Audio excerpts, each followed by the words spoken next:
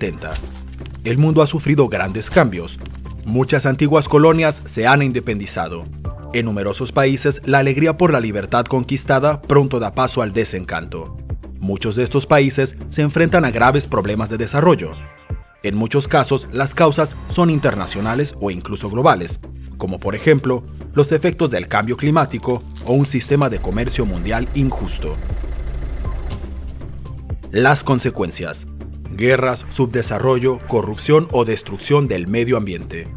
En la mayoría de los casos, estos problemas no pueden ser resueltos en solitario por el país en desarrollo afectado. Para acometer esta problemática, los países en vías de desarrollo plantean los derechos de la tercera dimensión en el debate de derechos humanos.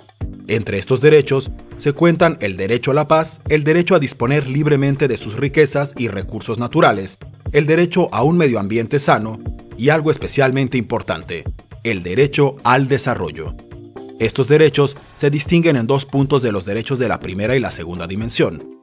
Su finalidad no es proteger únicamente a individuos, sino a grupos enteros de personas como por ejemplo los pueblos. Por eso también se llaman derechos colectivos. Su implantación no incumbe en primera línea al país afectado, sino a la comunidad internacional en su conjunto. La base ideal para hacerlos realidad es la solidaridad entre los países. Por eso a veces los derechos colectivos también reciben el nombre de derechos de solidaridad. La tercera dimensión es más controvertida que las dos primeras. Un argumento crítico: se afirma que los derechos humanos son por definición derechos individuales, es decir, solo pueden referirse a personas. Además, algunos expertos advierten que los derechos de la tercera dimensión no alcanzarán nunca un estado jurídico ni político equivalente al de los de la primera y segunda dimensión. De ahí surge el temor de que el principio de indivisibilidad de los derechos humanos pueda llegar a verse socavado, con lo que debilitaría el sistema de derechos humanos en su conjunto. En un principio, la mayor parte de los países industrializados se opuso al reconocimiento de la tercera dimensión. Temían que los países en vías de desarrollo pudieran derivar del derecho al desarrollo exigencias de índole económica. Sin embargo, desde la Conferencia Mundial sobre Derechos Humanos de 1993, también la mayoría de los países industrializados apoya la tercera dimensión de los derechos humanos. A pesar de las críticas, se ha llegado a un consenso. Los derechos de la tercera dimensión son parte integrante del sistema de derechos humanos. La tercera dimensión de los derechos humanos pone de manifiesto que aunque los derechos humanos sean universales, determinados derechos son variables y también pueden aparecer otros nuevos. La necesidad de introducir nuevos derechos humanos puede obedecer al desarrollo tecnológico, por ejemplo, en el ámbito de la ingeniería genética o la clonación, pero la aparición de nuevos derechos también puede verse estimulada por transformaciones políticas. En el caso de la tercera dimensión, los factores principales son la descolonización y la globalización. Así pues, andando el tiempo, un aspecto novedoso puede llegar a ser objeto de un consenso internacional. Pero eso aún no significa que todos los países tengan que atenerse a ello o que los derechos puedan incluso considerarse reclamables ante los tribunales. Para que eso sea así, los derechos tienen que estar reconocidos en un tratado internacional. Los derechos de la primera dimensión están reconocidos en el Pacto Internacional de Derechos Civiles y Políticos y los de la segunda en el Pacto Internacional de Derechos Sociales, Económicos y Culturales. Asimismo, determinados derechos también pueden llegar a ser vinculantes en el derecho internacional por la adopción de convenciones de las Naciones Unidas. Tal es el caso de la Convención sobre la Eliminación de todas las formas de discriminación contra la mujer, CEDAW, o la Convención sobre los Derechos de las Personas con Discapacidad. El siguiente paso es la exigibilidad.